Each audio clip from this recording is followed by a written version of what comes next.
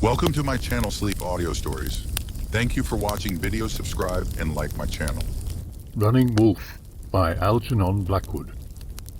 The man who enjoys an adventure outside the general experience of the race and imparts it to others must not be surprised if he is taken for either a liar or a fool, as Malcolm Hyde, hotel clerk on a holiday, discovered in due course. Nor is enjoy the right word to use in describing his emotions. The word he chose was probably survive. When he first set eyes on Medicine Lake, he was struck by its still, sparkling beauty, lying there in the vast Canadian backwoods. Next, by its extreme loneliness, and lastly, a good deal later this, by its combination of beauty, loneliness, and singular atmosphere, due to the fact that it was the scene of his adventure. "That's fairly stiff with big fish," said Morton of the Montreal Sporting Club. "Spend your holiday there, up Mattawa way, some 15 miles west of Stony Creek. You'll have it all to yourself except for an old Indian who's got a shack there. Camp on the east side if you'll take a tip from me."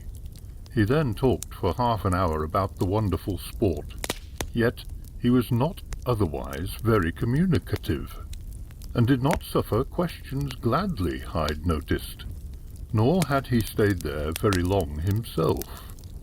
If it was such a paradise as Morton, its discoverer and the most experienced rod in the province, claimed, why had he himself spent only 3 days there? "Ran short of grub," was the explanation offered, but to another friend he had mentioned briefly flies, and to a third, so Hyde learned later, he gave the excuse that his half-breed took sick, necessitating a quick return to civilization. Hyde, however, cared little for the explanations. His interest in these came later. Stiff with fish was the phrase he liked. He took the Canadian Pacific train to Mattawa, laid in his outfit at Stony Creek, and set off thence for the 15-mile canoe trip without a care in the world. Travelling light, the portages did not trouble him. The water was swift and easy, the rapids negotiable. Everything came his way, as the saying is. Occasionally he saw big fish making for the deeper pools, and was sorely tempted to stop. But he resisted. He pushed on between the immense world of forests that stretched for hundreds of miles, known to deer, bear, moose, and wolf, but strange to any echo of human tread, a deserted and primeval wilderness. The autumn day was calm. The water sang and sparkled. The blue sky hung cloudless over all, ablaze with light. Toward evening, he passed an old beaver dam, rounded a little point, and had his first sight of Medicine Lake. He lifted his dripping paddle. The canoe shot with silent glide into calm water. He gave an exclamation of delight, for the loveliness caught his breath away. Though primarily a sportsman, he was not insensible to beauty. The lake formed a crescent, perhaps 4 miles long, its width between a mile and half a mile. The slanting gold of sunset flooded it. No wind stirred its crystal surface. Here it had lain since the Redskins' god first made it. Here it would lie until he dried it up again. Towering spruce and hemlock trooped to its very edge. Majestic cedars leaned down as if to drink. Crimson sumacs shone in fiery patches, and maples gleamed orange and red beyond belief. The air was like wine, with the silence of a dream. It was here the red men formerly made medicine, with all the wild ritual and tribal ceremony of an ancient day. But it was of Morton rather than of Indians that Hyde thought. If this lonely hidden paradise was really stiff with big fish, he owed a lot to Morton for the information. Peace invaded him, but the excitement of the hunter lay below. He looked about him with quick, practiced eye for a camping place before the sun sank below the forests and the half-lights came. The Indian's shack, lying in full sunshine on the eastern shore, he found at once, but the trees lay too thick about it for comfort, nor did he wish to be so close to its inhabitant. Upon the opposite side, however, an ideal clearing offered. This lay already in shadow, the huge forest darkening it toward evening. But the open space attracted. He paddled over quickly and examined it. The ground was hard and dry, he found, and a little brook ran tinkling down one side of it into the lake. This outfall, too, would be a good fishing spot. Also, it was sheltered. A few low willows marked the mouth. An experienced camper soon makes up his mind. It was a perfect site, and some charred logs with traces of former fires proved that he was not the first to think so. Hyde was delighted. Then, suddenly, disappointment came to tinge his pleasure. His kit was landed and preparations for putting up the tent were begun, when he recalled a detail that excitement had so far kept in the background of his mind. Morton's advice. But not Morton's only, for the storekeeper at Stony Creek had reinforced it. The big fellow with the straggling moustache and stooping shoulders, dressed in a shirt and trousers, had handed him out a final sentence with the bacon, flour, condensed milk and sugar. He had repeated Morton's half-forgotten words. "Put your tent on the east shore, I should," he said at parting. He remembered Morton too, apparently. A shortish fellow, brown as an Indian and fairly smelling of the woods, travelling with Jake, the half-breed. That assuredly was Morton. Didn't stay long now, did he added in a reflective tone. "Going Windy Lake way, are you? Or 10 Mile Water, maybe?" he had first inquired of Hyde. "Medicine Lake. Is that so?" the man said, as though he doubted it for some obscure reason. He pulled at his ragged moustache a moment. "Is that so, now?" he repeated. And the final words followed him downstream after a considerable pause, the advice about the best shore on which to put his tent. All this now suddenly flashed back upon Hyde's mind with a tinge of disappointment and annoyance. For when two experienced men agreed, their opinion was not to be lightly disregarded.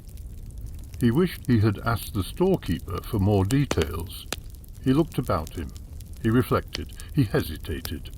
His ideal camping ground lay certainly on the forbidden shore. What in the world, he pondered, could be the objection to it? But the light was fading. He must decide quickly one way or the other. After staring at his unpacked dunnage and the tent already half erected, he made up his mind with a muttered expression that consigned both Morton and the storekeeper to less pleasant places. "They must have some reason," he growled to himself. "Fellows like that usually know what they're talking about. I guess I'd better shift over to the other side for tonight, at any rate." He glanced across the water before actually reloading. No smoke rose from the Indian's shack. He had seen no sign of a canoe. The man, he decided, was away. Reluctantly, then, he left the good camping ground and paddled across the lake, and half an hour later his tent was up, firewood collected, and 2 small trout were already caught for supper. But the bigger fish, he knew, lay waiting for him on the other side by the little outfall, and he fell asleep at length on his bed of balsam boughs, annoyed and disappointed, yet wondering how a mere sentence could have persuaded him so easily against his own better judgment. He slept like the dead. The sun was well up before he stirred. But his morning mood was a very different one. The brilliant light, the peace, the intoxicating air, all this was too exhilarating for the mind to harbour foolish fancies, and he marvelled that he could have been so weak the night before. No hesitation lay in him anywhere. He struck camp immediately after breakfast, paddled across the strip of shining water, and quickly settled in upon the forbidden shore, as he now called it, with a contemptuous grin. And the more he saw of the spot, the better he liked it. There was plenty of wood, running water to drink, and open space about the tent, and there were no flies. The fishing, moreover, was magnificent. Morton's description was fully justified, and stiff with big fish, for once, was not an exaggeration. The useless hours of the early afternoon he passed dozing in the sun, or wandering through the underbrush beyond the camp. He found no sign of anything unusual. He bathed in a cool, deep pool. He revelled in the lonely little paradise. Lonely it certainly was, but the loneliness was part of its charm. The stillness, the peace, the isolation of this beautiful backwoods lake delighted him. The silence was divine. He was entirely satisfied. After a brew of tea, he strolled toward evening along the shore, looking for the first sign of a rising fish. A faint ripple on the water, with the lengthening shadows, made good conditions. Plop followed plop, as the big fellows rose, snatched at their food, and vanished into the depths. He hurried back. 10 minutes later he had taken his rods and was gliding cautiously in the canoe through the quiet water. So good was the sport indeed, and so quickly did the big trout pile up in the bottom of the canoe that, despite the growing lateness, he found it hard to tear himself away. "One more," he said, "and then I really will go." He landed that one more, and was in act of taking it off the hook, when the deep silence of the evening was curiously disturbed. He became abruptly aware that someone watched him. A pair of eyes, it seemed, were fixed upon him from some point in the surrounding shadows. Thus, at least, he interpreted the odd disturbance in his happy mood, for thus he felt it. The feeling stole over him without the slightest warning. He was not alone. The slippery big trout dropped from his fingers. He sat motionless and stared about him. Nothing stirred. The ripple on the lake had died away. There was no wind. The forest lay a single purple mass of shadow, the yellow sky fast fading, threw reflections that troubled the eye and made distances uncertain. But there was no sound, no movement. He saw no figure anywhere. Yet he knew that someone watched him, and a wave of quite unreasoning terror gripped him. The nose of the canoe was against the bank. In a moment, and instinctively, he shoved it off and paddled into deeper water. The watcher, it came to him, also instinctively, was quite close to him upon that bank. But where and who? Was it the Indian? Here in deeper water, and some 20 yards from the shore, he paused and strained both sight and hearing to find some possible clue.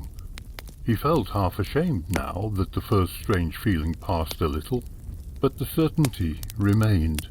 Absurd as it was, he felt positive that someone watched him with concentrated and intent regard. Every fibre in his being told him so, and though he could discover no figure, no new outline on the shore, he could even have sworn in which clump of willow bushes the hidden person crouched and stared. His attention seemed drawn to that particular clump. The water dripped slowly from his paddle, now lying across the thwarts. There was no other sound. The canvas of his tent gleamed dimly. A star or two were out. He waited. Nothing happened. Then, as suddenly as it had come, the feeling passed, and he knew that the person who had been watching him intently had gone. It was as if a current had been turned off. The normal world flowed back, the landscape emptied, as if someone had left a room. The disagreeable feeling left him at the same time, so that he instantly turned the canoe into the shore again, landed, and, paddle in hand, went over to examine the clump of willows he had singled out as the place of concealment. There was no one there, of course, nor any trace of recent human occupancy. No leaves, no branches stirred, nor was a single twig displaced. His keen and practiced sight detected no sign of tracks upon the ground. Yet for all that he felt positive that a little time ago someone had crouched among these very leaves and watched him. He remained absolutely convinced of it. The watcher, whether Indian, hunter, stray lumberman, or wandering half-breed, had now withdrawn. The search was useless and dusk was falling. He returned to his little camp, more disturbed perhaps than he cared to acknowledge. He cooked his supper, hung up his catch on a string so that no prowling animal could get at it during the night, and prepared to make himself comfortable until bedtime. Unconsciously, he built a bigger fire than usual and found himself peering over his pipe into the deep shadows beyond the firelight, straining his ears to catch the slightest sound. He remained generally on the alert in a way that was new to him. A man under such conditions and in such a place need not know discomfort until the sense of loneliness strikes him as too vivid a reality. Loneliness in a backwoods camp brings charm, pleasure, and a happy sense of calm until, and unless, it comes too near. It should remain an ingredient only among other conditions. It should not be directly, vividly noticed. Once it has crept within short range, however, it may easily cross the narrow line between comfort and discomfort, and darkness is an undesirable time for the transition. A curious dread may easily follow, the dread lest the loneliness suddenly be disturbed, and the solitary human feel himself open to attack. For Hyde, now, this transition had been already accomplished. The too intimate sense of his loneliness had shifted abruptly into the worse condition of no longer being quite alone. It was an awkward moment, and the hotel clerk realized his position exactly. He did not quite like it. He sat there with his back to the blazing logs, a very visible object in the light, while all about him the darkness of the forest lay like an impenetrable wall. He could not see a foot beyond the small circle of his campfire. The silence about him was like the silence of the dead. No leaf rustled, no wave lapped. He himself sat motionless as a log. Then again he became suddenly aware that the person who watched him had returned, and that same intent and concentrated gaze as before was fixed upon him where he lay. There was no warning. He heard no stealthy tread or snapping of dry twigs, yet the owner of those steady eyes was very close to him, probably not a dozen feet away. This sense of proximity was overwhelming. It is unquestionable that a shiver ran down his spine. This time, moreover, he felt positive that the man crouched just beyond the firelight, the distance he himself could see being nicely calculated, and straight in front of him. For some minutes he sat without stirring a single muscle, yet with each muscle ready and alert, straining his eyes in vain to pierce the darkness, but only succeeding in dazzling his sight with the reflected light. Then, as he shifted his position, slowly, cautiously, to obtain another angle of vision, his heart gave two big thumps against his ribs, and the hair seemed to rise on his scalp, with the sense of cold that shot horribly up his spine. In the darkness facing him, he saw two small and greenish circles that were certainly a pair of eyes, yet not the eyes of Indian, hunter, or of any human being. It was a pair of animal eyes that stared so fixedly at him out of the night, and this certainly had an immediate and natural effect upon him. For at the menace of those eyes the fears of millions of long-dead hunters since the dawn of time woke in him. Hotel clerk though he was, heredity surged through him in an automatic wave of instinct. His hand groped for a weapon. His fingers fell on the iron head of his small camp axe, and at once he was himself again. Confidence returned. The vague, superstitious dread was gone. This was a bear or wolf that smelt his catch and came to steal it. With beings of that sort he knew instinctively how to deal, yet admitting, by this very instinct, that his original dread had been of quite another kind. "I'll damn quick find out what it is," he exclaimed aloud, and snatching a burning brand from the fire, he hurled it with good aim straight at the eyes of the beast before him. The bit of pitch pine fell in a shower of sparks that lit the dry grass this side of the animal, flared up a moment, then died quickly down again. But in that instant of bright illumination he saw clearly what his unwelcome visitor was. A big timber wolf sat on its hindquarters, staring steadily at him through the firelight. He saw its legs and shoulders, he saw its hair, he saw also the big hemlock trunks lit up behind it, and the willow scrub on each side. It formed a vivid, clear-cut picture, shown in clear detail by the momentary blaze. To his amazement, however, the wolf did not turn and bolt away from the burning log, but withdrew a few yards only, and sat there again on its haunches, staring as before. Heavens, how it stared! He shooed it, but without effect. It did not budge. He did not waste another good log on it, for his fear was dissipated now. A timber wolf was a timber wolf, and it might sit there as long as it pleased, provided it did not try to steal his catch. No alarm was in him any more. He knew that wolves were harmless in the summer and autumn, and even when packed in the winter, they would attack a man only when suffering desperate hunger. So he lay and watched the beast, threw bits of stick in its direction, even talked to it, wondering only that it never moved.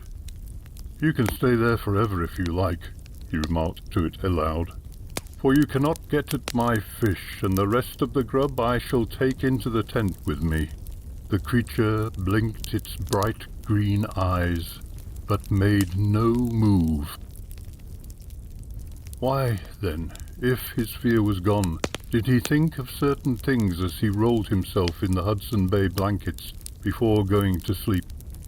The immobility of the animal was strange. Its refusal to turn and bolt was still stranger.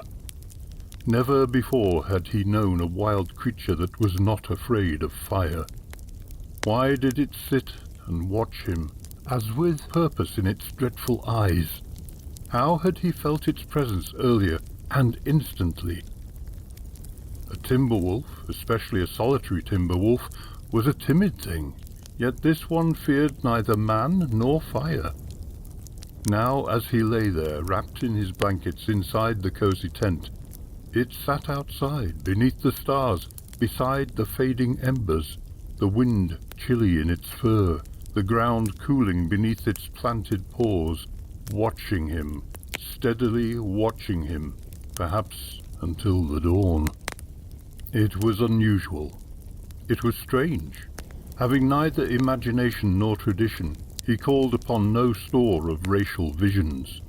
Matter of fact, a hotel clerk on a fishing holiday, he lay there in his blankets, merely wondering and puzzled. A timber wolf was a timber wolf, and nothing more. Yet this timber wolf, the idea haunted him, was different. In a word, the deeper part of his original uneasiness remained. He tossed about. He shivered sometimes in his broken sleep. He did not go out to sea, but he woke early and unrefreshed. Again with the sunshine and the morning wind, however, the incident of the night before was forgotten, almost unreal. His hunting zeal was uppermost. The tea and fish were delicious. His pipe had never tasted so good. The glory of this lonely lake amid primeval forests went to his head a little. He was a hunter before the Lord, and nothing else. He tried the edge of the lake, and in the excitement of playing a big fish, knew suddenly that it, the wolf, was there. He paused with the rod, exactly as if struck. He looked about him. He looked in a definite direction. The brilliant sunshine made every smallest detail clear and sharp. Boulders of granite, burned stems, crimson sumac, pebbles along the shore in neat, separate detail, without revealing where the watcher hid. Then, his sight wandering farther inshore among the tangled undergrowth, he suddenly picked up the familiar half-expected outline. The wolf was lying behind a granite boulder, so that only the head, the muzzle, and the eyes were visible. It merged in its background. Had he not known it was a wolf, he could never have separated it from the landscape. The eyes shone in the sunlight. There it lay. He looked straight at it. Their eyes, in fact, actually met, full and square. "Great Scott!" he exclaimed aloud. "Why, it's like looking at a human being!" From that moment, unwittingly, he established a singular personal relation with the beast, and what followed confirmed this undesirable impression, for the animal rose instantly and came down in leisurely fashion to the shore, where it stood looking back at him.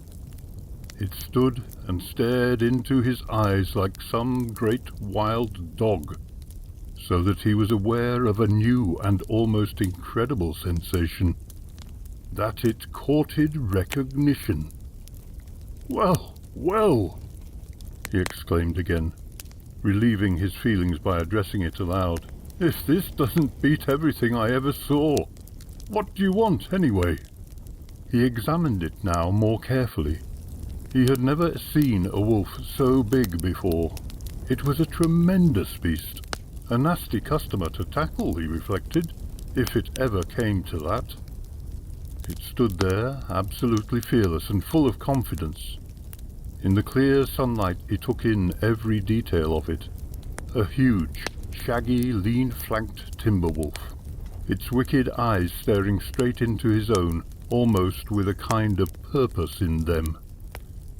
He saw its great jaws, its teeth and its tongue hung out, dropping saliva a little. And yet the idea of its savagery, its fierceness, was very little in him. He was amazed and puzzled beyond belief. He wished the Indian would come back. He did not understand this strange behavior in an animal. Its eyes, the odd expression in them, gave him a queer, unusual, difficult feeling. Had his nerves gone wrong? He almost wondered. The beast stood on the shore and looked at him. He wished for the first time that he had brought a rifle. With a resounding smack, he brought his paddle down flat upon the water, using all his strength, till the echoes rang as from a pistol shot that was audible from one end of the lake to the other. The wolf never stirred. He shouted, but the beast remained unmoved. He blinked his eyes, speaking as to a dog, a domestic animal, a creature accustomed to human ways. It blinked its eyes in return. At length, increasing his distance from the shore, he continued fishing, and the excitement of the marvellous sport held his attention, his surface attention at any rate. At times he almost forgot the attendant beast, yet whenever he looked up he saw it there. And worse, when he slowly paddled home again he observed it trotting along the shore, as though to keep him company. Crossing a little bay, he spurted, hoping to reach the other point before his undesired and undesirable attendant. Instantly, the brute broke into that rapid, tireless lope that, except on ice, can run down anything on four legs in the woods. When he reached the distant point, the wolf was waiting for him. He raised his paddle from the water, pausing a moment for reflection. For this very close attention, there were dusk and night yet to come, he certainly did not relish. His camp was near. He had to land. He felt uncomfortable even in the sunshine of broad day, when, to his keen relief, about half a mile from the tent, he saw the creature suddenly stop and sit down in the open. He waited a moment, then paddled on. It did not follow. There was no attempt to move. It merely sat and watched him. After a few hundred yards he looked back. It was still sitting where he had left it, and the absurd yet significant feeling came to him that the beast divined his thought, his anxiety, his dread, and was now showing him, as well as it could, that it entertained no hostile feeling, and did not meditate attack. He turned the canoe toward the shore. He landed. He cooked his supper in the dusk. The animal made no sign. Not far away it certainly lay and watched, but it did not advance. And to hide, observant now in a new way, came one sharp, vivid reminder of the strange atmosphere into which his commonplace personality had strayed. He suddenly recalled that his relations with the beast, already established, had progressed distinctly a stage further. This startled him, yet without the accompanying alarm he must certainly have felt 24 hours before. He had an understanding with the wolf. He was aware of friendly thoughts toward it. He even went so far as to set out a few big fish on the spot where he had first seen it sitting the previous night.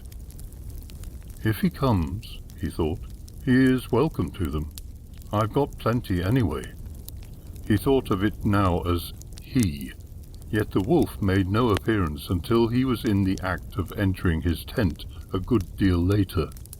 It was close on 10 o'clock, whereas 9 was his hour, and late at that for turning in. He had therefore unconsciously been waiting for him. Then, as he was closing the flap, he saw the eyes close to where he had placed the fish. He waited, hiding himself, and expecting to hear sounds of munching jaws, but all was silence. Only the eyes glowed steadily out of the background of pitch darkness. He closed the flap. He had no slightest fear. In 10 minutes he was sound asleep. He could not have slept very long, for when he woke up he could see the shine of a faint red light through the canvas, and the fire had not died down completely. He rose and cautiously peeped out. The air was very cold. He saw his breath. But he also saw the wolf, for it had come in, and was sitting by the dying embers, not 2 yards away from where he crouched behind the flap. And this time, at these very close quarters, there was something in the attitude of the big wild thing that caught his attention with a vivid thrill of startled surprise and a sudden shock of cold that held him spellbound. He stared, unable to believe his eyes, for the wolf's attitude conveyed to him something familiar that at first he was unable to explain. Its pose reached him in the terms of another thing with which he was entirely at home. What was it? Did his senses betray him? Was he still asleep and dreaming? Then suddenly, with a start of uncanny recognition, he knew. Its attitude was that of a dog. Having found the clue, his mind then made an awful leap. For it was, after all, no dog its appearance aped. but something nearer to himself and more familiar still. Good heavens! It sat there with the pose, the attitude, the gesture in repose of something almost human. And then, with a second shock of biting wonder, it came to him like a revelation. The wolf sat beside that campfire as a man might sit. Before he could weigh his extraordinary discovery, before he could examine it in detail or with care, the animal sitting in this ghastly fashion seemed to feel his eyes fixed on it. It slowly turned and looked him in the face, and for the first time Hyde felt a full-blooded, superstitious fear flood through his entire being. He seemed transfixed with that nameless terror that is said to attack human beings who suddenly face the dead, finding themselves bereft of speech and movement. This moment of paralysis certainly occurred. Its passing, however, was as singular as its advent, for almost at once he was aware of something beyond and above this mockery of human attitude and pose, something that ran along unaccustomed nerves and reached his feeling, even perhaps his heart. The revulsion was extraordinary. Its result still more extraordinary and unexpected. Yet the fact remains. He was aware of another thing that had had the effect of stilling his terror as soon as it was born. He was aware of appeal, silent, half-expressed, yet vastly pathetic. He saw in the savage eyes a beseeching, even a yearning expression that changed his mood as by magic from dread to natural sympathy. The great grey brute, symbol of cruel ferocity, sat there beside his dying fire and appealed for help. This gulf betwixt animal and human seemed in that instant bridged. It was, of course, incredible. Hyde, sleep still possibly clinging to his inner being with the shades and half-shapes of dream yet about his soul, acknowledged how he knew not the amazing fact. He found himself nodding to the brute in half-consent, and instantly, without more ado, the lean grey shape rose like a wraith and trotted off swiftly, but with stealthy tread, into the background of the night. When Hyde woke in the morning, his first impression was that he must have dreamed the entire incident. His practical nature asserted itself. There was a bite in the fresh autumn air. The bright sun allowed no half-lights anywhere. He felt brisk in mind and body. Reviewing what had happened, he came to the conclusion that it was utterly vain to speculate. No possible explanation of the animal's behavior occurred to him. He was dealing with something entirely outside his experience. His fear, however, had completely left him. The odd sense of friendliness remained. The beast had a definite purpose, and he himself was included in that purpose. His sympathy held good. But with the sympathy there was also an intense curiosity. If it shows itself again, he told himself, I'll go up close and find out what it wants. The fish laid out the night before had not been touched. It must have been a full hour after breakfast when he next saw the brute. It was standing on the edge of the clearing, looking at him in the way now become familiar. Hyde immediately picked up his axe and advanced toward it boldly, keeping his eyes fixed straight upon its own. There was nervousness in him, but kept well under. Nothing betrayed it. Step by step, he drew nearer until some 10 yards separated them. The wolf had not stirred a muscle as yet. Its jaws hung open. Its eyes observed him intently. It allowed him to approach without a sign of what its mood might be. Then, with these 10 yards between them, it turned abruptly and moved slowly off, looking back first over one shoulder and then over the other, exactly as a dog might do, to see if he was following. A singular journey it was they then made together, animal and man. The trees surrounded them at once, for they left the lake behind them, entering the tangled bush beyond. The beast, Hyde noticed, obviously picked the easiest track for him to follow, for obstacles that meant nothing to the four-legged expert, yet were difficult for a man, were carefully avoided with an almost uncanny skill, while yet the general direction was accurately kept. Occasionally there were windfalls to be surmounted, but though the wolf bounded over these with ease, it was always waiting for the man on the other side after he had laboriously climbed over. Deeper and deeper into the heart of the lonely forest they penetrated in this singular fashion, cutting across the arc of the lake's crescent, it seemed to Hyde, for after 2 miles or so he recognized the big rocky bluff that overhung the water at its northern end. This outstanding bluff he had seen from his camp, one side of it falling sheer into the water.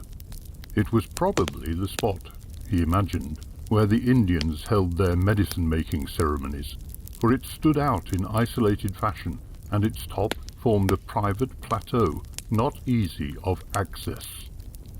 And it was here, close to a big spruce at the foot of the bluff upon the forest side, that the wolf stopped suddenly, and for the first time since its appearance gave audible expression to its feelings.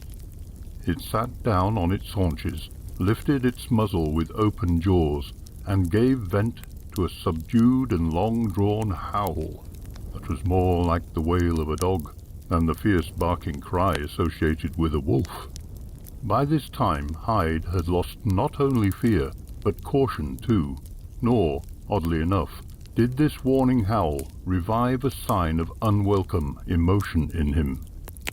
In that curious sound he detected the same message that the eyes conveyed, appeal for help. He paused, nevertheless, a little startled, and while the wolf sat waiting for him, he looked about him quickly. There was young timber here. It had once been a small clearing, evidently. Axe and fire had done their work, but there was evidence to an experienced eye that it was Indians and not white men who had once been busy here. Some part of the medicine ritual doubtless took place in the little clearing, thought the man, as he advanced again towards his patient leader. The end of their queer journey, he felt, was close at hand. He had not taken 2 steps before the animal got up and moved very slowly in the direction of some low bushes that formed a clump just beyond. It entered these, first looking back to make sure that its companion watched. The bushes hid it. A moment later, it emerged again. Twice it performed this pantomime, each time, as it reappeared, standing still and staring at the man with as distinct an expression of appeal in the eyes as an animal may compass, probably. Its excitement, meanwhile, certainly increased, and this excitement was, with equal certainty, communicated to the man. Hyde made up his mind quickly. Gripping his axe tightly, and ready to use it at the first hint of malice, he moved slowly nearer to the bushes, wondering with something of a tremor what would happen. If he expected to be startled, his expectation was at once fulfilled, but it was the behavior of the beast that made him jump. It positively frisked about him like a happy dog. It frisked for joy. Its excitement was intense, yet from its open mouth no sound was audible. With a sudden leap, then, it bounded past him into the clump of bushes against whose very edge he stood, and began scraping vigorously at the ground. Hyde stood and stared, amazement and interest now banishing all his nervousness, even when the beast in its violent scraping actually touched his body with its own. He had perhaps the feeling that he was in a dream, one of those fantastic dreams in which things may happen without involving an adequate surprise. For otherwise the manner of scraping and scratching at the ground must have seemed an impossible phenomenon. No wolf, no dog certainly, used its paws in the way those paws were working. Hyde had the odd distressing sensation that it was hands, not paws, he watched. And yet somehow the natural adequate surprise he should have felt was absent. The strange action seemed not entirely unnatural. In his heart, some deep hidden spring of sympathy and pity stirred instead. He was aware of pathos. The wolf stopped in its task and looked up into his face. Hyde acted without hesitation then. Afterwards he was wholly at a loss to explain his own conduct. It seemed he knew what to do, divined what was asked, expected of him. Between his mind and the dumb desire yearning through the savage animal, there was intelligent and intelligible communication. He cut a stake and sharpened it, for the stones would blunt his axe edge. He entered the clump of bushes to complete the digging his four-legged companion had begun, and while he worked, though he did not forget the close proximity of the wolf, he paid no attention to it. Often his back was turned as he stooped over the laborious clearing away of the hard earth. No uneasiness or sense of danger was in him any more. The wolf sat outside the clump and watched the operations.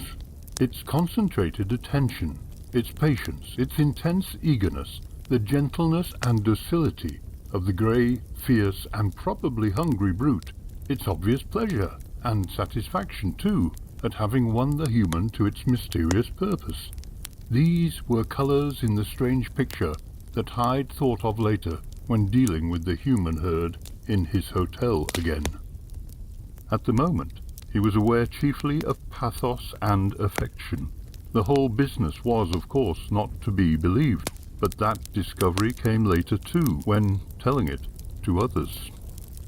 The digging continued for fully half an hour before his labour was rewarded by the discovery of a small whitish object. He picked it up and examined it. The finger bone of a man. Other discoveries then followed quickly and in quantity.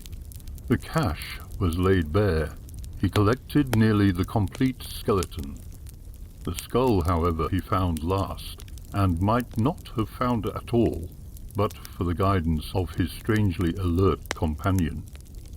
It lay some few yards away from the central hole now dug, and the wolf stood nuzzling the ground with its nose before Hyde understood that he was meant to dig exactly in that spot for it.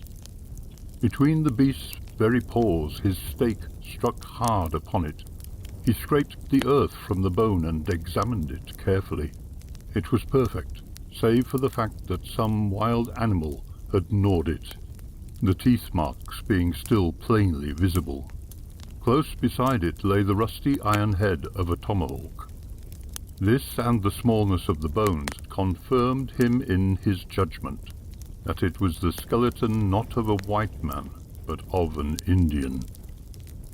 During the excitement of the discovery of the bones one by one, and finally of the skull, but more especially during the period of intense interest while Hyde was examining them, he had paid little if any attention to the wolf.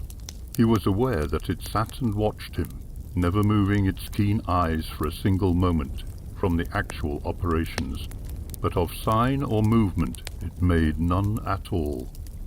He knew that it was pleased and satisfied. He knew also that he had now fulfilled its purpose in a great measure.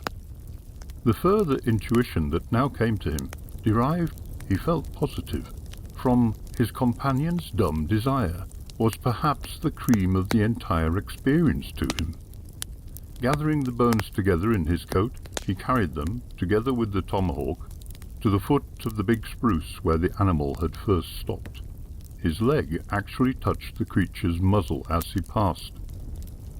It turned its head to watch, but did not follow, nor did it move a muscle while he prepared the platform of boughs upon which he then laid the poor worn bones of an Indian, who had been killed, doubtless, in sudden attack or ambush, and to whose remains had been denied the last grace of proper tribal burial.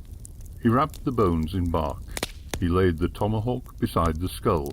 He lit the circular fire round the pyre, and the blue smoke rose upward into the clear, bright sunshine of the Canadian autumn morning, till it was lost among the mighty trees far overhead. In the moment before actually lighting the little fire, he had turned to note what his companion did. It sat 5 yards away, he saw, gazing intently, and one of its front paws was raised a little from the ground. It made no sign of any kind. He finished the work, becoming so absorbed in it that he had eyes for nothing but the tending and guarding of his careful ceremonial fire. It was only when the platform of boughs collapsed, laying their charred burden gently on the fragrant earth among the soft wood ashes, that he turned again, as though to show the wolf what he had done, and seek, perhaps, some look of satisfaction in its curiously expressive eyes. But the place he searched was empty. The wolf had gone. He did not see it again. It gave no sign of its presence anywhere. He was not watched. He fished as before, wandered through the bush about his camp, sat smoking round his fire after dark, and slept peacefully in his cosy little tent. He was not disturbed. No howl was ever audible in the distant forest. No twig snapped beneath a stealthy tread. He saw no eyes. The wolf that behaved like a man had gone forever. It was the day before he left that Hyde, noticing smoke rising from the shack across the lake, paddled over to exchange a word or two with the Indian, who had evidently now returned. The redskin came down to meet him as he landed, but it was soon plain that he spoke very little English. He emitted the familiar grunts at first. Then, bit by bit, Hyde stirred his limited vocabulary into action. The net result, however, was slight enough, though it was certainly direct. "You camped there?" the man asked, pointing to the other side. "Yes." "Wolf come?" "Yes." "You see wolf?" "Yes." The Indian stared at him fixedly a moment, a keen, wondering look upon his coppery, creased face. "You afraid wolf?" he asked after a moment's pause. "No," replied Hyde truthfully. He knew it was useless to ask questions of his own, though he was eager for information. The other would have told him nothing. It was sheer luck that the man touched on the subject at all, and Hyde realized that his own best role was merely to answer, but to ask no questions. Then suddenly the Indian became comparatively voluble. There was awe in his voice and manner. "Him no wolf, him big medicine wolf, him spirit wolf." Whereupon he drank the tea the other had brewed for him, closed his lips tightly, and said no more. His outline was discernible on the shore, rigid and motionless, an hour later, when Hyde's canoe turned the corner of the lake 3 miles away, and landed to make the portages up the first rapid of his homeward stream. It was Morton who, after some persuasion, supplied further details of what he called the legend. Some 100 years before, the tribe that had lived in the territory beyond the lake began their annual medicine-making ceremonies on the big rocky bluff at the northern end, but no medicine could be made. The spirits, declared the chief medicine man, would not answer. They were offended. An investigation followed. It was discovered that a young brave had recently killed a wolf, a thing strictly forbidden since the wolf was the totem animal of the tribe. To make matters worse, the name of the guilty man was Running Wolf. The offence being unpardonable, the man was cursed and driven from the tribe. "Go out, wander alone among the woods, and if we see you, we slay you. Your bones shall be scattered in the forest, and your spirit shall not enter the happy hunting grounds, till one of another race shall find and bury them. which meant, explained Morton laconically, his only comment on the story, probably forever. Confession by Algernon Blackwood. The fog swirled slowly round him, driven by a heavy movement of its own, for of course there was no wind. It hung in poisonous thick coils and loops, it rose and sank, no light penetrated it directly from street lamp or motor car, though here and there some big shop window shed a glimmering patch upon its ever-shifting curtain.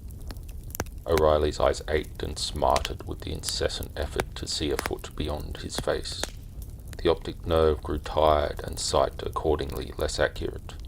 He coughed as he shuffled forward cautiously through the choking gloom.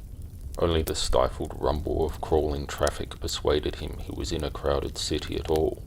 This and the vague outlines of groping figures, hugely magnified, emerging suddenly and disappearing again as they fumbled along inch by inch towards uncertain destinations. The figures, however, were human beings. They were real.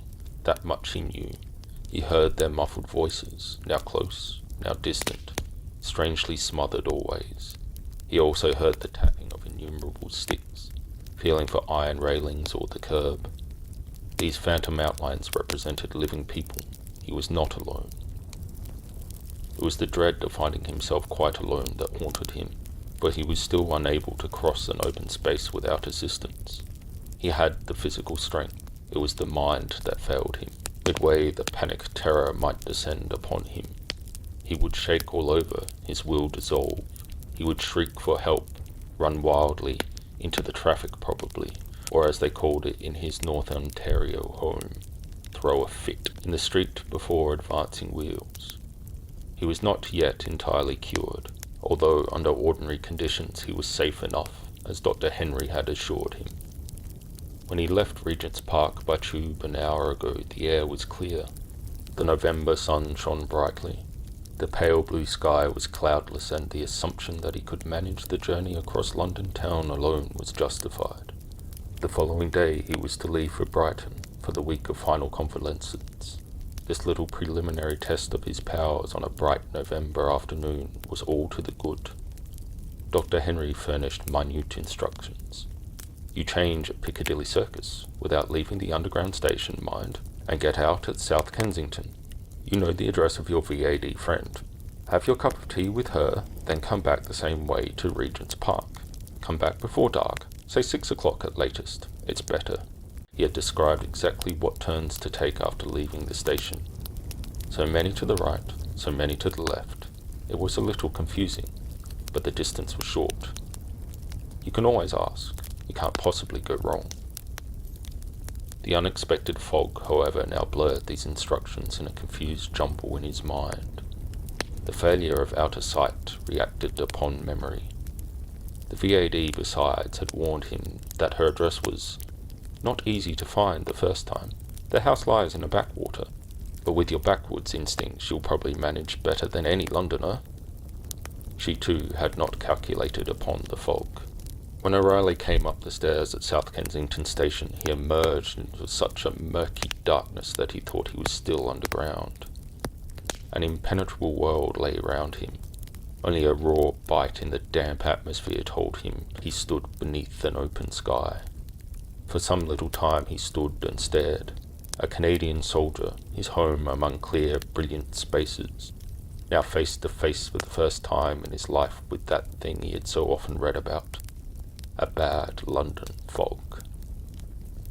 With keenest interest and surprise, he enjoyed the novel spectacle for perhaps 10 minutes, watching the people arrive and vanish, and wondering why the station lights stopped dead the instant they touched the street. Then, with a sense of adventure, it cost an effort, he left the covered building and plunged into the opaque sea beyond, repeating to himself the directions he had received, first to the right, second to the left, once more to the left, and so forth. He checked each turn, assuring himself it was impossible to go wrong. He made correct, if slow, progress, until someone blundered into him with an abrupt and startling question. "Is this right, do you know, for South Kensington Station?" It was the suddenness that startled him. One moment there was no one. The next, they were face to face. Another, and the stranger had vanished into the gloom with a courteous word of grateful thanks. But the little shock of interruption had put memory out of gear. Had he already turned twice to the right, or had he not? O'Reilly realized sharply he had forgotten his memorized instructions. He stood still, making strenuous efforts at recovery, but each effort left him more uncertain than before. 5 minutes later, he was lost as hopelessly as any townsman who leaves his tent in the backwoods without blazing the trees to ensure finding his way back again. Even the sense of direction so strong in him among his native forests was completely gone. There were no stars, there was no wind, no smell, no sound of running water. There was nothing anywhere to guide him, nothing but occasional dim outlines, groping, shuffling, emerging and disappearing in the eddying fog, but rarely coming within actual speaking, much less touching distance. He was lost utterly. More, he was alone. Yet, not quite alone. The thing he dreaded most. There were figures still in his immediate neighborhood. They emerged, vanished, reappeared, dissolved. No, he was not quite alone. He saw these thickenings of the fog. He heard their voices, the tappings of their cautious sticks, their shuffling feet as well. They were real. They moved, it seemed, about him in a circle, never coming very close. But they're real, he said to himself aloud, betraying the weak point in his armor. They're human beings, right enough. I'm positive of that. He had never argued with Dr. Henry. He wanted to get well. He had obeyed implicitly, believing everything the doctor told him, up to a point. But he had always had his own idea about these figures, because among them were often enough his own pals from the Somme, Gallipoli, the Mespot horror too.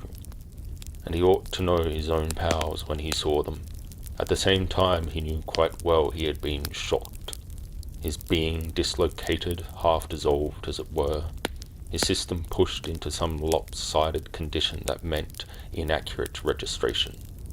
True. He grasped that perfectly. But in that shock and dislocation, had he not possibly picked up another gear?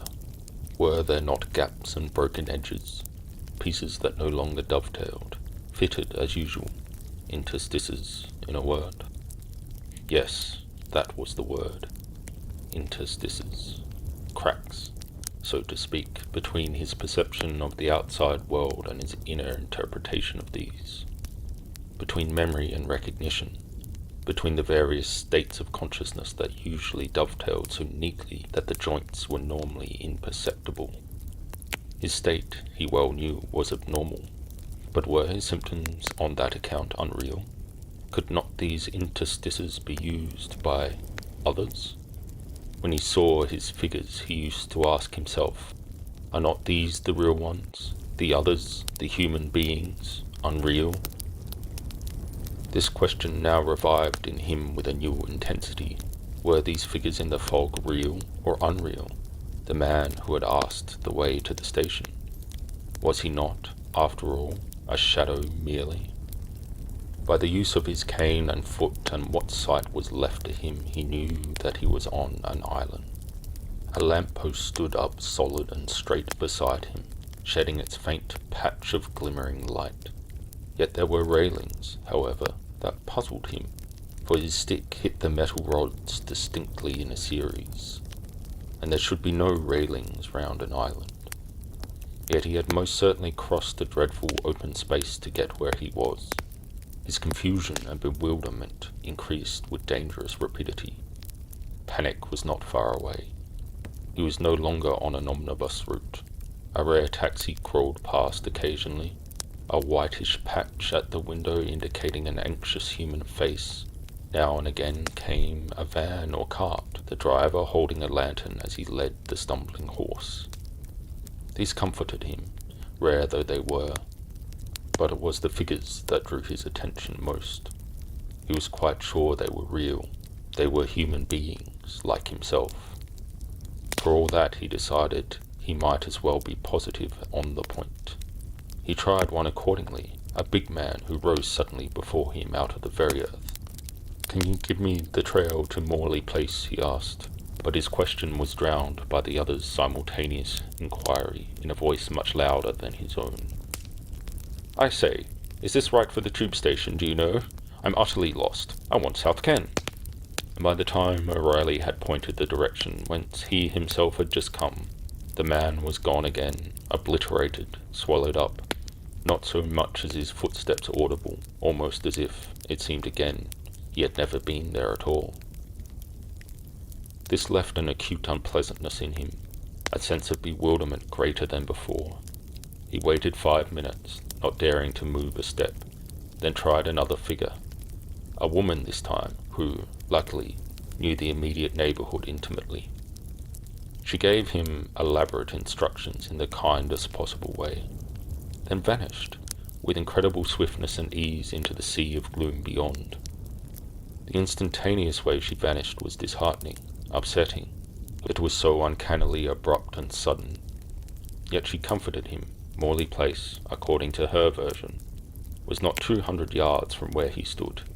He felt his way forward, step by step, using his cane, crossing a giddy open space, kicking the curb with each boot alternately, coughing and choking all the time as he did so.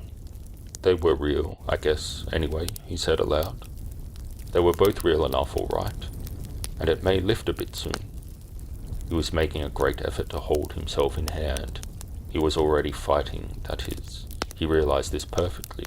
The only point was the reality of the figures. "It may lift now, any minute," he repeated louder.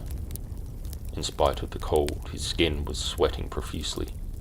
But of course it did not lift. The figures too became fewer. No carts were audible.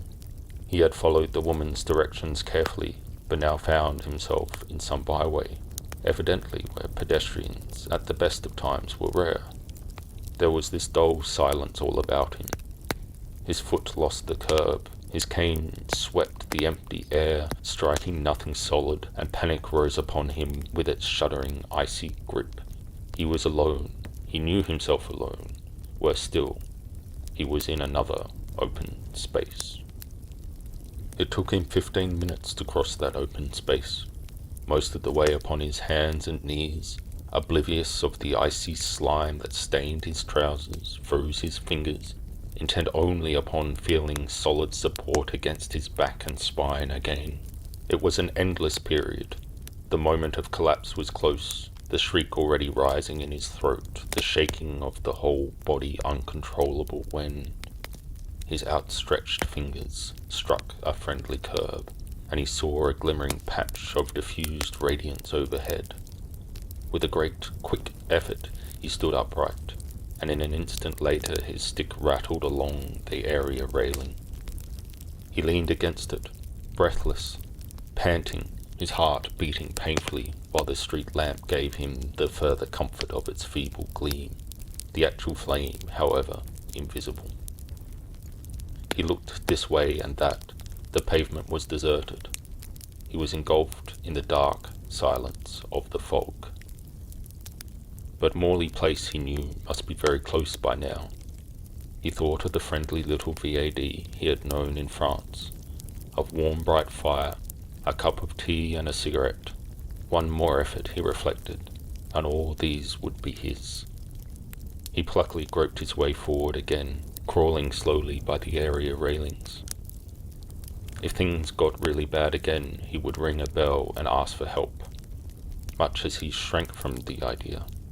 Provided he had no more open spaces to cross, provided he saw no more figures emerging and vanishing like creatures born of the fog and dwelling within it as within their native element. It was the figures he now dreaded more than anything else, more than even the loneliness, provided the panic sense. A faint darkening of the fog beneath the next lamp caught his eye and made him start. He stopped. It was not a figure this time. It was the shadow of the pole, grotesquely magnified. No, it moved. It moved towards him. A flame of fire followed by ice flowed through him. It was a figure close against his face. It was a woman. The doctor's advice came suddenly back to him, the counsel that had cured him of 100 phantoms. Do not ignore them. Treat them as real, speak and go with them. You will soon prove their unreality then, and they will leave you. He made a brave, tremendous effort. He was shaking. One hand clutched the damp and icy area railing. Lost your way like myself, haven't you, ma'am? He said in a voice that trembled. Do you know where we are at all? Morley Place I'm looking for. He stopped dead. The woman moved near, and for the first time he saw her face clearly. Its ghastly pallor, the bright, frightened eyes that stared with a kind of dazed bewilderment into his own, the beauty above all arrested his speech midway. The woman was young, her tall figure wrapped in a dark fur coat. Can I help you? He asked impulsively, forgetting his own terror for the moment. He was more than startled. Her air of distress and pain stirred a peculiar anguish in him. For a moment she made no answer, thrusting her white face closer as if examining him, so close indeed that he controlled with difficulty his instinct to shrink back a little. Where am I? She asked at length, searching his eyes intently. I'm lost. I've lost myself. I can't find my way back. Her voice was low, a curious wailing in it that touched his pity oddly. He felt his own distress merging in one that was greater. Same here, he replied more confidently. I'm terrified of being alone too. I've had shell shock, you know. Let's go together. We'll find a way together. Who are you? The woman murmured, still staring at him with her big bright eyes. Their distress, however, no whit lessened. She gazed at him as though aware suddenly of his presence. He told her briefly, and I'm going to tea with a VAD friend in Morley Place. What's your address? Do you know the name of the street? She appeared not to hear him, or not to understand exactly. It was as if she were not listening again. I came out so suddenly, so unexpectedly. He heard the low voice with pain in every syllable. I can't find my way home again, just when I was expecting him to.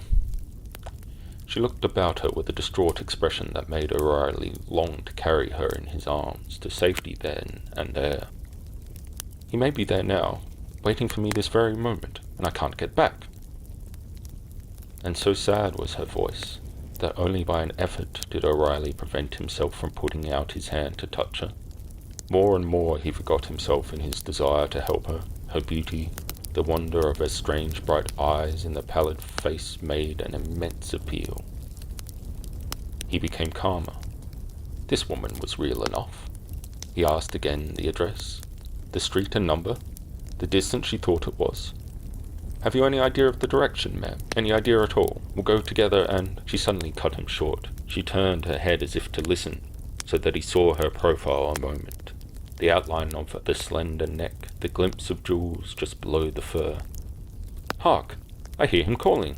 I remember. And she was gone from his side, into the swirling fog. Without an instant's hesitation, O'Reilly followed her. Not only because he wished to help, but because he dared not be left alone. The presence of this strange, lost woman comforted him. He must not lose sight of her, whatever happened. He had to run. She went so rapidly, ever just in front, moving with confidence and certainty, turning right and left, crossing the street, but never stopping, never hesitating.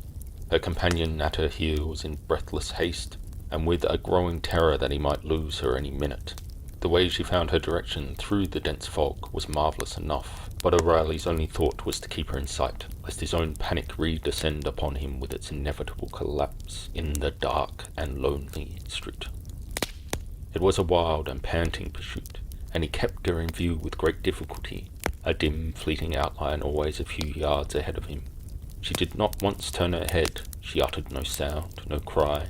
She hurried forward with unfaltering instinct. Nor did the chase occur to him once as singular. She was his safety, and that was all he realized. One thing, however, he remembered afterwards, though at the actual time he no more than registered the detail, paying no attention to it.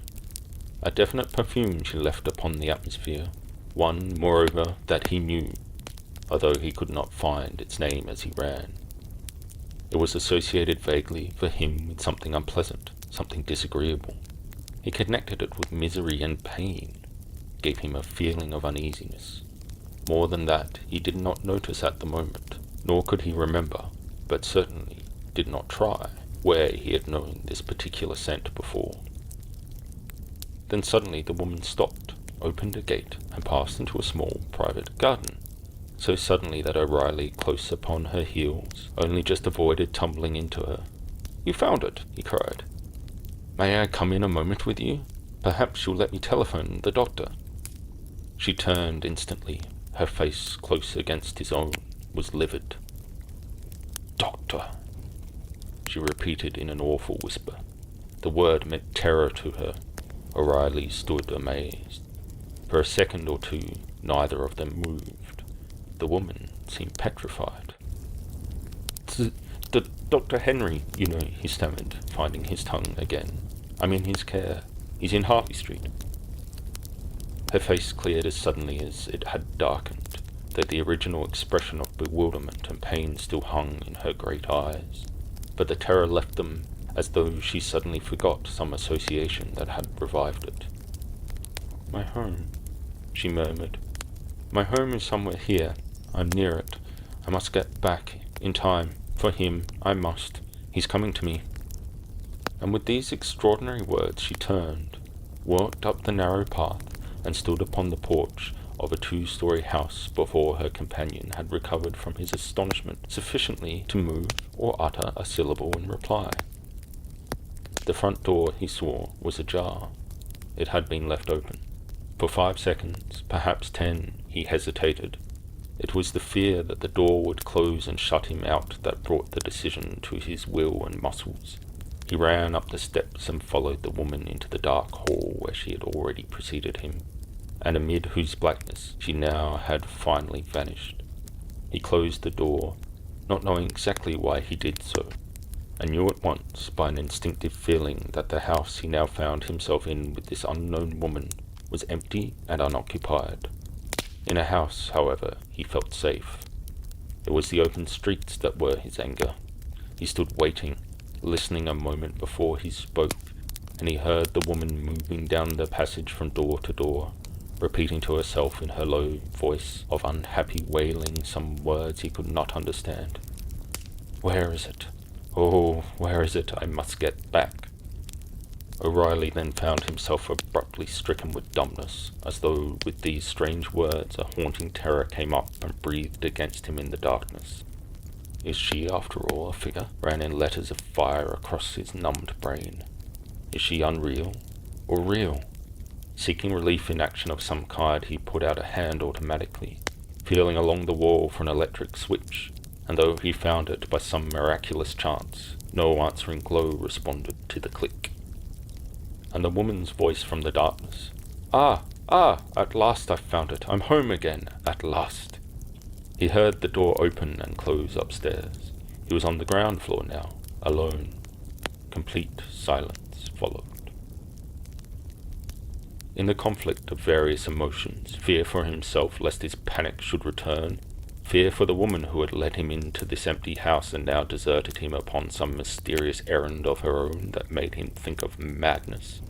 In this conflict that held him a moment spellbound, there was yet a bigger ingredient demanding instant explanation, but an explanation that he could not find.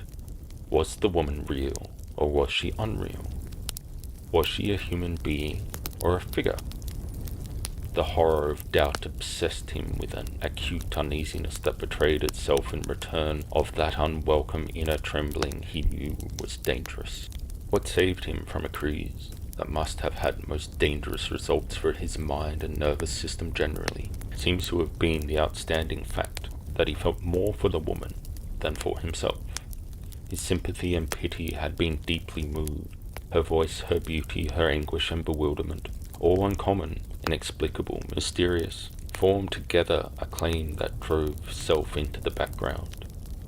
Added to this was the detail that she had left him, gone to another floor without a word, and now behind a closed door in a room upstairs found herself face to face at last with the unknown object of her frantic search, with it, whatever it might be. Real or unreal, figure or human being, the overmastering impulse of his being was that he must go to her. It was this clear impulse that gave him decision and energy to do what he then did. He struck a match, he found a stump of a candle, He made his way by means of this flickering light along the passage, and up the carpetless stair. He moved cautiously, stealthily, though not knowing why he did so. The house he now saw was indeed untenanted. Dust sheets covered the piled-up furniture. He glimpsed through doors ajar, pictures screened upon the wall, brackets draped to look like hooded heads.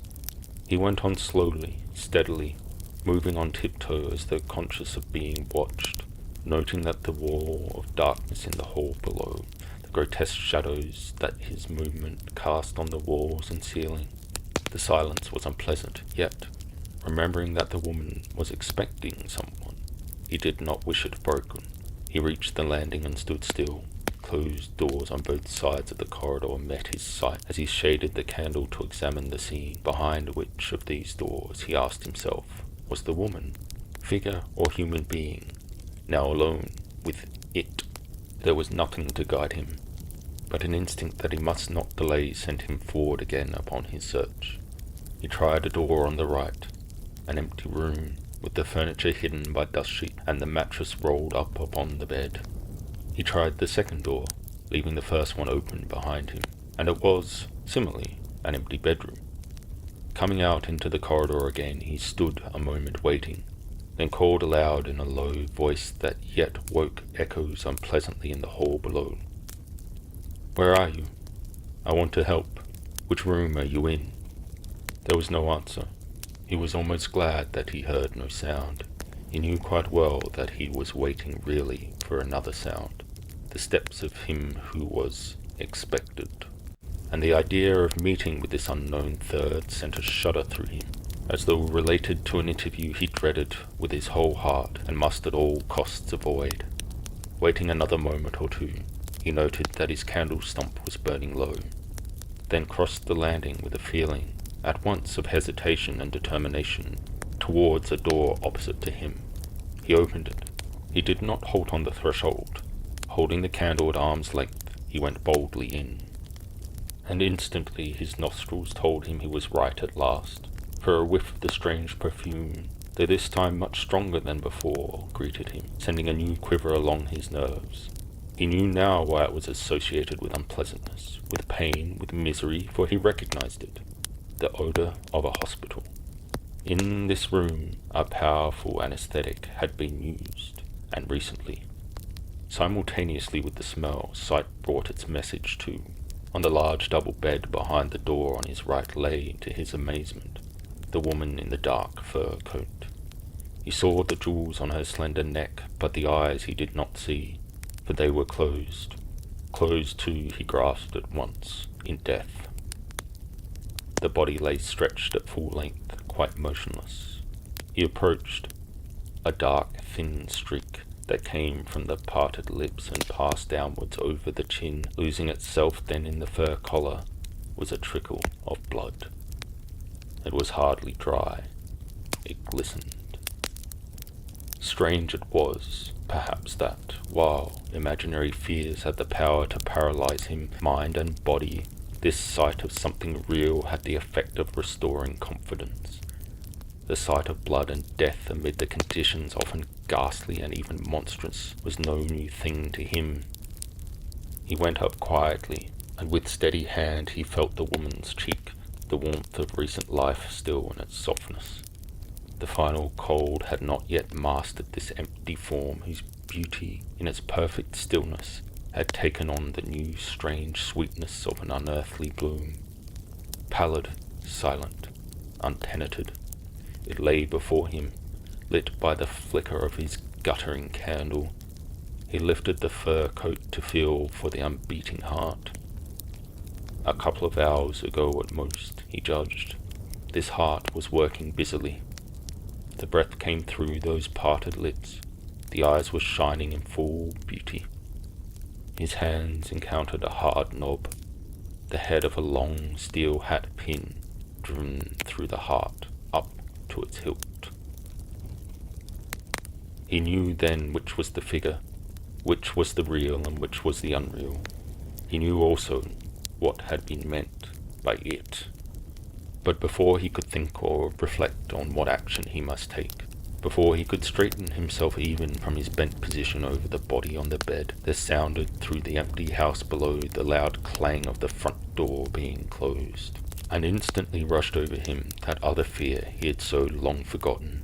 Fear for himself, the panic of his own shaken nerves descending with irresistible onslaught. He turned, extinguishing the candle in the violent trembling of his hand, and tore headlong from the room. The following 10 minutes seemed a nightmare in which he was not the master of himself, and knew not exactly what he did. All he realized was that the steps sounded on the stairs, coming quickly nearer. The flicker of an electric torch played on the banisters, whose shadows ran swiftly sideways along the wall as the hand that held the light ascended. He thought in a frenzied second of police, of his presence in the house, of the murdered woman. It was a sinister combination. Whatever happened, he must escape without being so much as even seen. His heart raced madly. He darted across the landing into the room opposite, whose door he had luckily left open. Arid by some incredible chance, apparently, he was neither seen nor heard by the man who, a moment later, reached the landing, entered the room where the body of the woman lay, and closed the door carefully behind him. Shaking, scarcely daring to breathe lest his breath be audible, O'Reilly, in the grip of his own personal terror, remnant of his uncured shock of war, had no thought of what duty might demand or not demand of him. He thought only of himself. He realized one clear issue, that he must get out of the house without being heard or seen. Who the newcomer was, he did not know, beyond an uncanny assurance that it was not whom the woman had expected, but the murderer himself, and that it was the murderer in his turn who was expecting this third person. In the room with death at his elbow, a death he had himself brought about an hour or two ago, the murderer now hid in waiting for his second victim, and the door was closed. Yet any minute it might open again, cutting off retreat. O'Reilly crept out, stole across the landing, reached the head of the stairs, and began with the utmost caution the perilous descent. Each time the bare boards creaked beneath his weight. No matter how stealthily this weight was adjusted, his heart missed a beat. He tested each step before he pressed upon it, distributing as much of his weight as he dared upon the banisters. It was little more than halfway down that, to his horror, his foot caught in a projecting carpet track. He slipped on the polished wood, and only saved himself from falling headlong by a wild clutch at the railing, making an uproar that seemed to him like the explosion of a hand grenade in the forgotten trenches. His nerves gave way then, and panic seized him. In the silence that followed the resounding echoes, he heard the bedroom door opening on the floor above. Concealment was now useless. It was impossible too. He took the last flight of stairs in a series of leaps, 4 steps at a time, reached the hall, flew across it, and opened the front door just as his pursuer, electric torch in hand, covered half the stairs behind him. Slamming the door, he plunged headlong into the welcome, all-obscuring fog outside. The fog had now no terrors for him. It welcomed its concealing mantle, nor did it matter in which direction he ran, so long as he put distance between him and the house of death. The pursuer had, of course, not followed him into the street. He crossed the open spaces without a tremor. He ran in a circle nevertheless, though without being aware that he did so. No people were about, no single groping shadow passed him, no boom of traffic reached his ears when he paused for breath at length against an area railing. Then, for the first time, he made the discovery that he had no hat. He remembered now, in examining the body, partly out of respect, partly perhaps unconsciously, he had taken it off and laid it on the very bed. It was there, a telltale bit of damning evidence in the house of death, and a series of probable consequences flashed through his mind like lightning. It was a new hat, fortunately. More fortunate still, he had not yet written name or initials in it. The maker's mark was there for all to read, and the police would go immediately to the shop where he had bought it only 2 days before. Would the shop people remember his appearance? Would his visit, the date, the conversation be recalled? He thought it was unlikely. He resembled dozens of men. He had no outstanding peculiarity. He tried to think, but his mind was confused and troubled. His heart was beating dreadfully. He felt desperately ill. He sought vainly for some story to account for his being out in the fog and far from home without a hat. No single idea presented itself. He clung to the icy railings, hardly able to keep upright, collapsed very near, when suddenly a figure emerged from the fog, paused a moment to stare at him, put out a hand and caught him, and then spoke. "You're ill, my dear sir," said a man's kindly voice.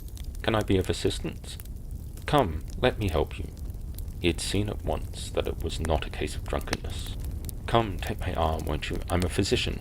Luckily, too, you're just outside my very house. Come in." And he half dragged, half pushed O'Reilly, now bordering on collapse, up the steps, and opened the door with his latchkey. "Felt ill, suddenly. Lost in the fog. Terrified. But be all right soon. Thanks awfully." The Canadian stammered his gratitude, already feeling better. He sank into a chair in the hall while the other put down a paper parcel he had been carrying, and led him presently into a comfortable room. A fire burnt brightly. The electric lamps were pleasantly shaded. A decanter of whiskey and a siphon stood on a small table beside a big armchair, and before O'Reilly could find another word to say, the other had poured him out a glass and bade him sip it slowly, without troubling to talk till he felt better. "This will revive you. Better drink it slowly. You should never have been out on a night like this. If you've far to go, better let me put you up." Very kind indeed," mumbled O'Reilly, recovering rapidly in the comfort of a presence he already liked and felt even drawn to. "No trouble at all," returned the doctor. "I've been at the front, you know. I can see what your trouble is. Shell shock, I'll be bound." The Canadian, much impressed by the other's quick diagnosis, noted also his tact and kindness. He had made no reference to the absence of a hat, for instance.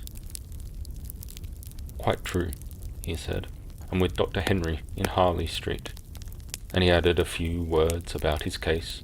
The whiskey worked its effect. He revived more and more, feeling better every minute. The other handed him a cigarette. They began to talk about his symptoms and recovery. Confidence returned in a measure, though he still felt badly frightened. The doctor's manner and personality did much to help, for there was a strength and gentleness in the face, though the features showed unusual determination, softened occasionally by a sudden hint as of suffering in the bright, compelling eyes. It was the face, thought O'Reilly, of a man who had seen much and probably been through hell, but of a man who was simple, good, sincere, yet not a man to trifle with. Behind his gentleness lay something very stern. This effect of character and personality woke the other's respect, in addition to his gratitude. His sympathy was stirred. "You encourage me to make another guess," the man was saying, after a successful reading of the impromptu patient stare, "that you have had, namely, a severe shock quite recently, and—" he hesitated for the merest fraction of a second. "That it would be a relief to you," he went on, the skilful suggestion in the voice unnoticed by his companion. "It would be wise as well, if you could unburden yourself to someone who would understand." He looked at O'Reilly with a kindly and very pleasant smile.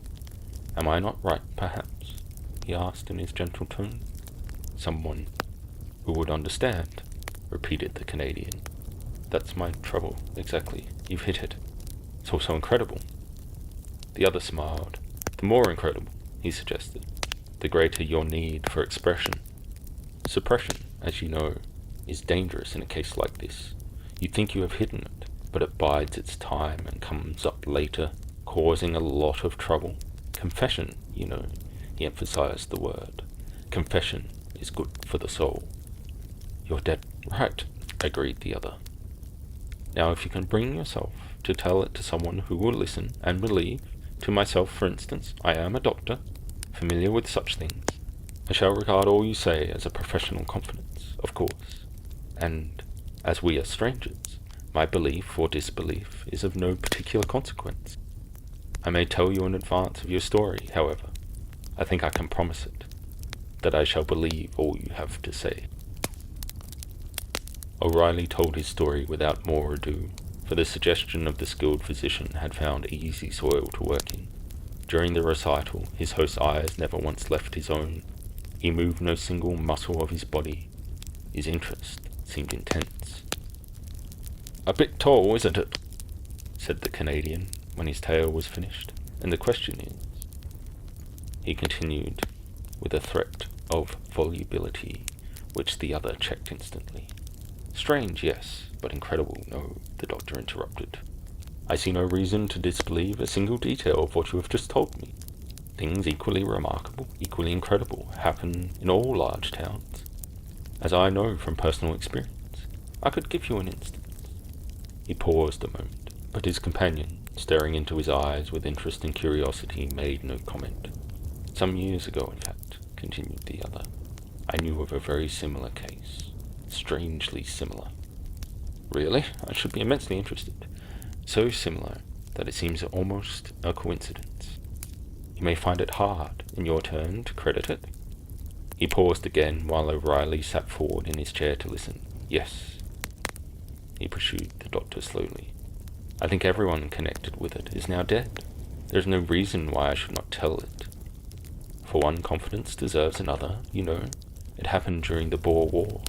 As long ago as that," he added with emphasis. "It is really a very commonplace story in one way, though very dreadful in another. But a man who has served at the front will understand, and I'm sure will sympathize." "I am sure of that," offered the other readily. "A colleague of mine, now dead, as I mentioned, a surgeon with a big practice, married a young and charming girl. They lived happily together for several years. His wealth made her very comfortable. His consulting room, I must tell you, was some distance from his house, just as this might be.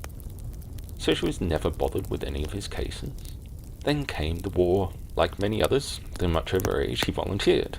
He gave up his lucrative practice and went to South Africa. His income, of course, stopped. The big house was closed. His wife found her life of enjoyment considerably curtailed. This she considered a great hardship, it seems. She felt a bitter grievance against him, devoid of imagination, without any power of sacrifice, a selfish type. She was yet a beautiful, attractive woman, and young. The inevitable lover came upon the scene to console her. They planned to run away together. He was rich. Japan, they thought, would suit them.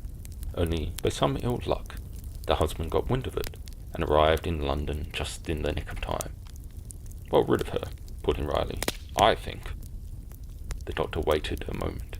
He sipped his glass, then his eyes fixed upon his companion's face somewhat sternly. "Well, rid of her, yes," he continued.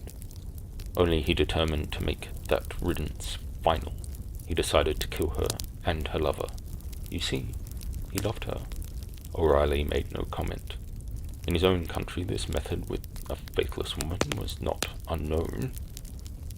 His interest was very concentrated, but he was thinking too, as he listened, thinking hard. He planned the time and place with care, resumed the other in a lower voice, as though he might possibly be overheard. They met, he knew, in the big house now closed, the house where he and his young wife had passed such happy years during their prosperity. The plan failed, however, in an important detail. The woman came at the appointed hour, but without her lover. She found death waiting for her. It was a painless death. Then her lover, who was to arrive an hour later, did not come at all. The door had been left open for him purposely. The house was dark, its rooms shut up, deserted. There was no caretaker even. It was a foggy night, just like this. "And the other?" asked O'Reilly in a failing voice. "The lover?" "A man did come in," the doctor went on calmly. "But it was not the lover. It was a stranger." "A stranger?" the other whispered. "And the surgeon? Where was he all the time?" Waiting outside to see him enter, concealed in the fog, he saw the man go in. 5 minutes later he followed, meaning to complete his vengeance, his act of justice, whatever you like to call it. But the man who had come in was a stranger. He came by chance, just as you might have done, to shelter from the fog. Or... O'Reilly, though with great effort, rose abruptly to his feet. He had an appalling feeling that the man facing him was mad. He had the keen desire to get outside, fog or no fog, to leave this room, to escape from the calm accents of the insistent voice. The effect of the whiskey was still in his blood. He felt no lack of confidence, but words came to him with difficulty. "I think I'd better be pushing off now, Doctor," he said clumsily. "But I feel I must thank you very much for your kindness and help." He turned and looked hard into the keen eyes facing him. "Your friend," he asked in a whisper, "the surgeon. Was he ever caught?" "No," was the grave reply, the doctor standing up in front of him. "He was never caught." O'Reilly waited a moment before he made another remark. "Well," he said at length, but in a louder tone than before, I'm glad." He went to the door without shaking hands. "You have no hat," mentioned the voice behind him, "and if you'll wait a moment, I'll get you one of mine. You need not trouble to return it." The doctor passed him, going into the hall. There was a sound of tearing paper. O'Reilly left the house a moment later with a hat upon his head, but it was not until he reached the tube station half an hour afterwards that he realized it was his own.